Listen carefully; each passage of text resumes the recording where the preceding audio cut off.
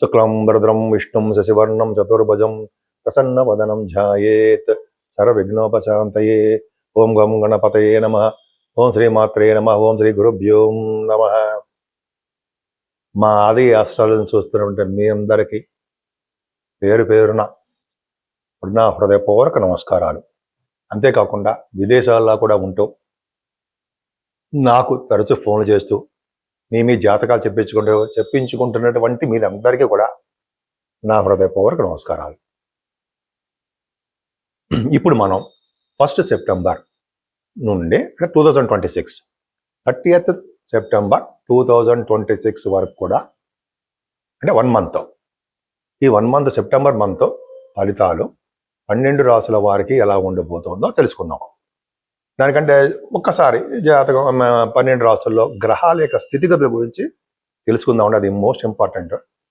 అంటే ఆ స్థితిగతులు అంటే ఆ ఉన్న ప్లేస్మెంట్ని బట్టే మనం చెప్తూ ఉంటాం.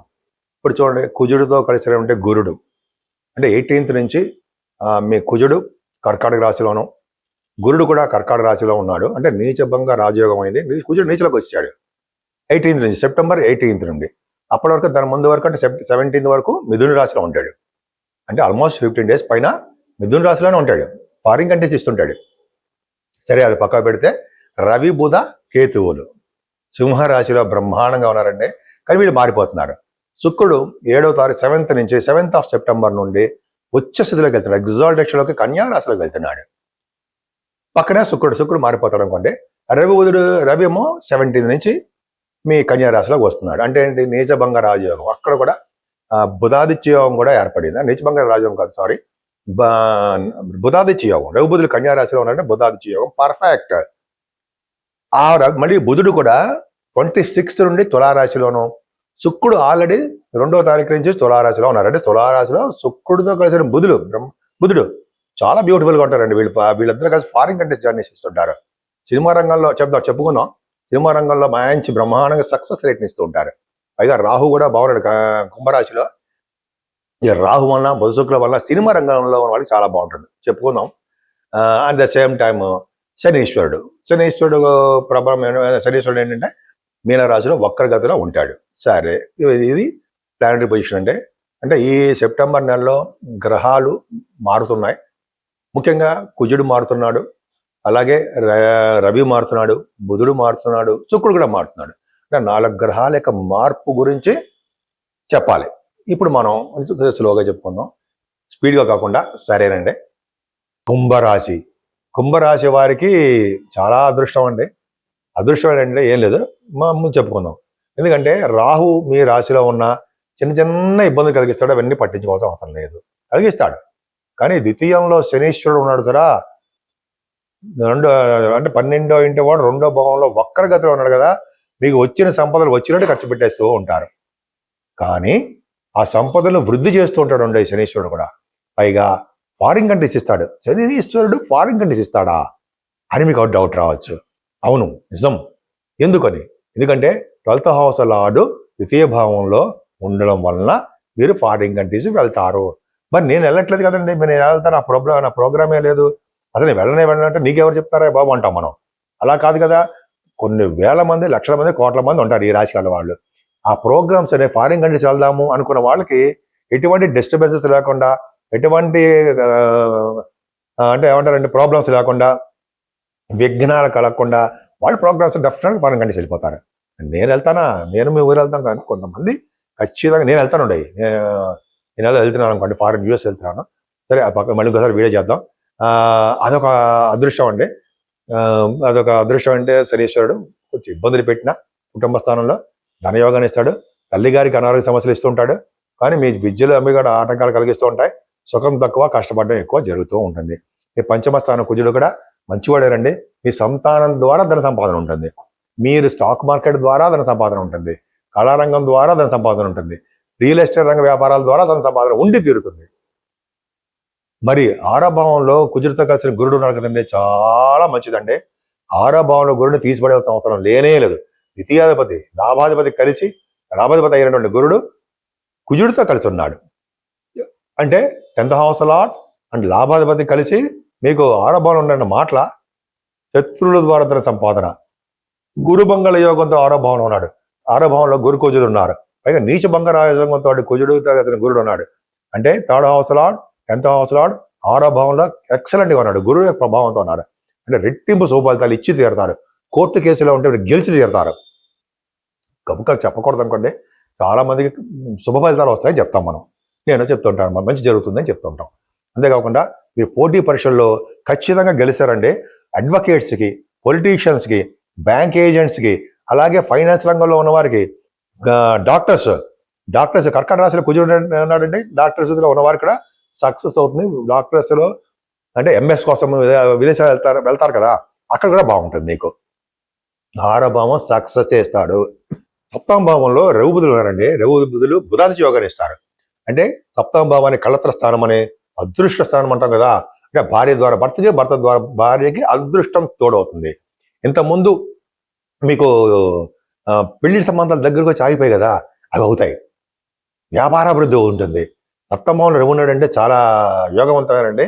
7వ భావంలో రవి అంటే ఫారిన్ కంట్రీ తీసుకెళ్తాడు.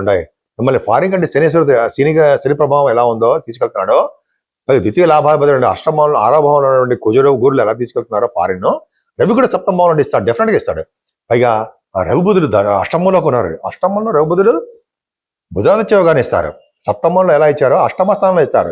అంటే మీరు కోర్టు కేసులో ఉంటే గెలిచి తీరుతారండి. 6వ భావంలో గురు కుజుల వలన, పైగా రవి బుధుడు 6వ భావంలో 8వ భావంలో వలన 6-8 కాంబినేషన్ వలన మీరు కోర్టు కేసులో గెలుస్తారు. అయితే పోటీ పరీక్షల్లో గెలుస్తారు. రవి బుధుడు 8వ భావంలో ఉన్నారంటే విదేశాల నుంచి ధన ప్రాప్తి కలిగి తీరుతుంది మీకు. అలాగే గవర్నమెంట్ సంబంధించిన వాటిలో మీరు బాగుంటారు. 8వ భావంలో రవి బుధుల వలన సడన్ గెయిన్స్ ఉంటాయి. సంపూర్ణ ఆరోగ్యవంతులుగా ఉంటారు. బుధుడు సరి చూశాడు, చూడండి ఏం పర్లా. బుధుడు ఎగ్జాల్టేషన్ ఉన్నాడు కదా, పంచమాధిపతి ఎగ్జాల్టేషన్ ఉన్నాడంటే మాటల మీ సంతానం, మీ అబ్బాయిలకు కానీ మీ అమ్మాయిలకు కానీ చాలా బ్రహ్మాండంగా ఉంటుంది. దినదిన ప్రవర్ధమానం అవుతూ ఉంటారు. ఈ సంతానం లేని వాళ్ళకి సంతానం పుట్టి తీరుతారు. కొడుకు కూడా పడడానికి అవకాశం ఉంది. కుజుడు 17వ తారీఖు వరకు పంచమంలో ఉండడం వలన సో సడన్ గెయిన్స్ మీకు బాగుంటాయండి. రవి బుధులు బుధాదిత్య యోగంతో చాలా బాగున్నారు. ఇప్పుడుతో అయిపోయిందా? ఇంకా ఉందండి. ఏంటి బుధ శుక్రులు భాగ్యస్థానంలో ఎంత బ్యూటిఫుల్గా ఉన్నారు. నిజంగా మీ లక్ష్మీదేవి మీ ఇంట్లో ఉంటుందేమో అనిపిస్తుందండి నాకు. ఎందుకంటే మీకు 4th house lord and 9th house lord కేంద్రాధిపత్యము కోణాధిపత్యం 4th house 9th house lordship వచ్చి 9th హౌస్ లో శుక్రుడు ఉన్నాడంటే ఫారిన్ వెళ్తారు. పైగా శుక్రుడు తులారాశిలో ఉన్నాడు.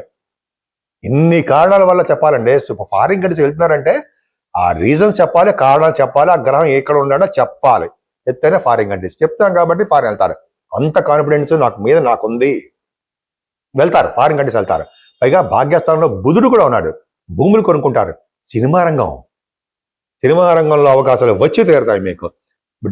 డైరెక్టర్స్గా కానీ, ప్రొడ్యూసర్స్ కానీ, యాక్టర్స్గా కానీ, భరతనాట్యంలో చేసేవారికి కానీ, సంగీత ప్రియులు కానీ వీళ్ళందరికీ బాగుంటుందండి. అంటే ఒక విధంగా చెప్పాలంటే సంగీత సాహిత్య నృత్య కళాకారులు అంటారు, వాళ్ళకి మంచి కాలం అని ఖచ్చితంగా చెప్పేస్తూ ఉండొచ్చు. కుజుడు కూడా బాగున్నాడు. అంటే భాగ్యము, అదృష్టము మీ ఇంట్లో ఉండి తీరుతుంది. స్థిరమైన లక్ష్మి మీ ఇంట్లో ఉంది అంటాం కదా. నట్టింట్లో ఉంది అంటాం, స్థిరమైన లక్ష్మి నట్టింట్లో ఉందిరా అంటామే, నాట్యం చేస్తూ ఉంటుంది అంటాం కదా. అలా మీ కుంభరాశి వాళ్ళకి ఉంటుంది. పైగా మీ దాంట్లో ఆస్ట్రాలజర్స్, బిజినెస్ మెన్స్, యాక్టర్స్ చాలా మంది ఉన్నారు. వాళ్ళందరికీ బాగుంటుంది. మీరు ఏం చెప్తున్నారో అది నిజమై తీరుతూ ఉంటుంది. అంటే ముందు ఇన్స్టిట్యూషన్ అంటారు కదా, జరగబోయి చెప్పడం అవి చెప్తూ ఉంటారు. భాగ్యస్థానం వృద్ధి పర్ఫెక్ట్గా బాగుందండి. అంటే విదేశీ పర్యటనలు, తీర్థయాత్రలు, దైవ దర్శనాలు, మీ బిజినెస్లు చాలా చాలా బాగుండి తీరుతాయి. ప్రొఫెషనల్గా కూడా మీకు ప్రొఫెషనల్ కుజుడు మీకు నిత్యస్థితికి వచ్చాడు కదా, అయినా గురుడితో కలిచాడు కాబట్టి ప్రొఫెషనల్గా బాగా వృద్ధి చెందుతారు. ముఖ్యంగా సాఫ్ట్వేర్ రంగ ఉద్యోగస్తులకి, గవర్నమెంట్ సంబంధించిన ఉద్యోగస్తులు కూడా చాలా బాగుంటుంది. వ్యాపార రంగంలో ధన సంపాదన అంతా ఇంతా కాదు అన్నట్టుగా మీకు ఉంటుంది అన్నమాట. చాలా బాగుందండి. కుంభరాశి వారికి సెప్టెంబర్ నెల నుంచి వాళ్ళ అదృష్టం మొదలై తీరుతోంది. ఎందుకు అంటే గురుకుజులు నీచభంగ రాజయోగం గురుకుజులు కావడము, గురుమంగళ యోగంతో ఉండడము, అలాగే రఘు బుధులు 8వ స్థానంలో ఉండడం గ్రేట్. బుధుడు ఎగ్జాల్టేషన్లోకి రావడం అదొక గొప్ప అదృష్టం. బుధ శుక్రులు కాంబినేషన్ భాగ్యస్థానంలో ఉండడం అంటే, భాగ్యస్థానం అంటే మాట కదండి, కాదు కదండి. 9th హౌస్ లాడి 9th హౌస్ పంచమాధిపతి కలిశాడు. పంచమాధిపతి 9th హౌస్ లాడి కలిశారంటే ఎన్ని ప్రభావాలు ఈ దాంట్లో ఉన్నాయి. కాబట్టి మీరు అదృష్టవంతులే కుంభరాశి వారు అని ఖచ్చితంగా చెప్పేయచ్చు. నేను మీ డాక్టర్ వాడ్రే వాదినారాయణరావు, నేను మీ ఆస్ట్రాలజీలో ఉన్నారండి. ఆల్మోస్ట్ 36 ఇయర్స్ నుంచి ఉన్నాను. 36 నుంచి ఉన్నానంటే 36 నుంచి నేను జాతకాలు ఏం చెప్పట్లేదండి. ఎందుకంటే నేను ప్రొఫెషనల్గా నేను కాస్ట్ అకౌంటెంట్, అకౌంట్స్ ఆఫీసర్ని. సింగరేణి కాలేజీలో గవర్నమెంట్ జాబ్లో ఉన్నాను కాబట్టి నేను మా సంస్థలో మా సోదరులకి అందరికీ చెప్పుకున్నాను. అది వేరే విషయం. 2017లో బయటకు వచ్చాను నేను. సరే అవన్నీ పక్కా పెడదామండి. జాతకాల నుంచి నేను 2022లో 2022 అంటే నేను యూట్యూబ్లోకి రావడం, దాని తర్వాత చాలా కంట్రీస్లో చెప్పడం జరిగింది. అది పెద్దది నాకు నేను పొగుడుకోకూడదు, ఎప్పుడు కూడా పొగుడుకోవడం చెప్తున్నా, తెలియాలని చెప్తాను అంతే. సరే మీ జాతకాలు మీరు తెలుసుకోవాలనుకుంటే date of birth, time of birth, place of birth ఉండాలి. మీకు తెలుసుకోవాలనుకున్నా, మీ సోదరమణులకు తెలుసుకోవాలనుకున్నా, మీ ఫ్రెండ్స్ కావాలి వారికి జాతకాలు ఏమైనా తెలుసుకోవాలనుకుంటే మీరు నా పేరు రిఫర్ చేయొచ్చు. మోసం అనేది ఉండదు. ఈ మధ్య నాకు ఫోన్ చేసి ముందుగా నేను వీడియో చెప్పాను, ఫోన్ చేసిన వాళ్ళు డబ్బులు తీసేసుకుని ఫోన్ పెట్టేసి మళ్ళీ మనం ఫోన్ చేస్తే వాళ్ళు ఫోన్ ఎత్తట్లేదు. అవసరం అంటారా ప్రతి వాళ్ళని నమ్మడం? వద్దు. ఎవరైనా నిజాయితీగా ఉండి మీరు నమ్మకస్తులు ఎవరు ఉంటే వాళ్ళచే చెప్పించుకోండి. అంటే మంచి ఎక్స్పీరియన్స్ ఉండి డాక్టరేట్స్, కొంతమంది డాక్టరేట్స్ అని రిఫర్ చేస్తున్నారు. నాకు 2-3 లేడీస్ చెప్తున్నారు కూడా చెప్తున్నారండి. నేను నా సొంతగా అయితే ఏం కాదు. డాక్టరేట్స్ ఉన్న వాళ్ళకి, ఎక్స్పీరియన్స్ ఉన్న వాళ్ళని మనం చెప్పించుకుందాము, వాళ్ళు మోసం చేయరు, ఉన్నట్టు చెప్తారు అని వాళ్ళు చెప్పారు. కానీ నేను చెప్తున్నాను, నా సొంతగతం కాదు. అంటే వాళ్ళు రిఫర్ చేస్తున్నారు. ఆడవాళ్ళు చూడండి, లేడీస్ చాలా ఎంత తెలివైన, ఎంత మంచివారు, వాళ్ళు రిఫర్ చేస్తున్నారు. రిఫర్ చేయడం అంటే ఎవరు మంచి వాళ్ళు బాగా చేస్తారు అనే చూస్తున్నారండి. అది నేనేమి అతిశయోక్తంగా చెప్పడం, అది నిజం. ఎవరిని పడితే వాళ్ళని నమ్మకండి. అది శాస్త్రం చెప్తుంది. అది శాస్త్రం అంటే నేను చెప్తున్నాను అనుకోండి. నేను వాళ్ళందరూ నాకు చాలా మంది ఫోన్ చేసి చెప్తుంటే నేను మీకు చెప్తాను తప్ప నా సొంతగతం కాదు. కాబట్టి ఎవరి పడి నమ్మేసాడు, డబ్బులు ఇచ్చేస్తుంటే వాళ్ళు ఫోన్ లిఫ్ట్ చేయట్లేదు. సార్ మన పక్క మా గురించి మనకు అనవసరం. నేను మాత్రము ఖచ్చితంగా నమ్మకం వస్తున్నానండి. మేము బ్రాహ్మిన్స్ కాబట్టి తప్పకుండా ట్రస్ట్, ఆది ఆస్ట్రాలజీ అంటే ట్రస్ట్, నమ్మకం. పక్క పెడదామండి. మీకు అంటారు వాస్తుశాస్త్రం అంటారు సార్, వాస్తుశాస్త్రం తెలుసుకోవాలనుకున్నా, ఏమైనా ప్రాబ్లమ్స్ ఉన్నా మనకి ఫోన్ చేయండి. అసలు ముఖ్యంగా ఇవన్నీ పక్క పెడతామండి. అసలు ఈ సెప్టెంబర్ నెలలో మనం ఏ దేవుని పూజించాలి చెప్పరా బాబు అని మీరు అనొచ్చు. చెప్పండి బాబు గురుగారు అనొచ్చు. మరి అది వదిలేసి మరి ఏదో చెప్పుకుంటున్నాం. ఏం లేదండి, సెప్టెంబర్ నెలలో 12 రాసుల వారు పూజించవలసిన దేవుడు ఎవరు, పరిష్కార మార్గాలు ఏమిటి తెలుసుకుందాం. సెప్టెంబర్ నెలలో అండి మనకి గణపతి, వినాయకుడు యొక్క గణపతి చతుర్దశి, వినాయక చతుర్దశి చవితి వస్తాం కదా, వినాయక చవితి రోజున మనం ఖచ్చితంగా స్వామివారిని పూజించాల్సిందే. అందరూ పూజిస్తారు. ఆ స్వామిని పూజించడం వల్ల మనకి ఎటువంటి దోషాలు ఉన్నా సరే, ఎటువంటి ప్రాబ్లమ్స్ ఉన్నా, ఎటువంటి విఘ్నాలు ఉన్నా, అంటే చదువులో కానీ, భార్య భర్త విషయంలో కానీ, ఉద్యోగంలో కానీ, వ్యాపారాల్లో కానీ, ఎక్కడ ఏది ఉన్నా సరే అవన్నీ సెట్ అయిపోతాయి. వినాయకుడు గరిగితో పూజించిన స్వామిని గురిగితో పూజించాలి. గరిగితో పూజించడము, అభిషేకాలు చేయించుకోవడము, లక్ష్మీ గణపతిలో హోమం చేయించుకోవడం వలన మనకి ఎదురు లేకుండా మనం తయారైపోతాం. రాజకీయ రంగంలో కూడా పదవులు వచ్చేస్తుంటాయి. ప్రాబ్లం లేదు. ఇది దూసుకుపోతే తత్వంలో మీరు ఉంటారని శాస్త్రం చెప్తోంది. ఒక పక్కన శనీశ్వరుడు మీనరాశిలో ఉండి ఇబ్బంది పెడుతూనే ఉన్నాడు, వక్రగతిలో ఉండి. కానీ ఆయన ఇచ్చే శుభఫలితో కూడా బాగుంటాయండో, భయపడాల్సిన అవసరం లేదు. కొంతమందికి అష్టమంలో రాహు ఉండి ఇబ్బంది పెడుతున్నాడు. కాబట్టి ఈ నెల మొత్తం కూడా అమ్మవారిని పూజిస్తూ, అమ్మవారు అంటే కనకదుర్గ అమ్మవారిని పూజిస్తూ, వెంకటేశ్వర స్వామి వారిని, అంటే కలియుగ ప్రత్యక్ష దేవుడు ఎవరయ్యా అంటే మీకు తెలిసిందే, వెంకటేశ్వర స్వామి అంటాం కదా, ఆయన్ని పూజిస్తూ ఓం నమో నారాయణాయ, ఓం నమో నారాయణాయ, ఓం నమో నారాయణ పూజిస్తూ శివుడికి అభిషేకాలు చేయించుకోవాల్సిందే. అప్పుడు దాని యొక్క ప్రభావం కానీ ఫలితాలు కానీ ఉంటాయి. ఏదైనా పూజలు చేసుకున్నా, ఏదైనా జపాలు తర్పణాలు చేసుకున్నా శివుడికి అభిషేకాలు చేసుకుంటే పూర్ణ ఫలితం ఉంటుందని నేను చాలా చోట్ల విన్నాను, చదివాను కూడా. సో ఈ విధంగా మనం అందరం చేసుకుందామండి. ముఖ్యంగా లక్ష్మీ అమ్మవారిని, వినాయకుడిని తప్పకుండా కొడుద్దాం. మన ఇంట్లో స్థిరమైన లక్ష్మి ఉండాలని అందరూ కోరుకుంటూ ఉంటారు.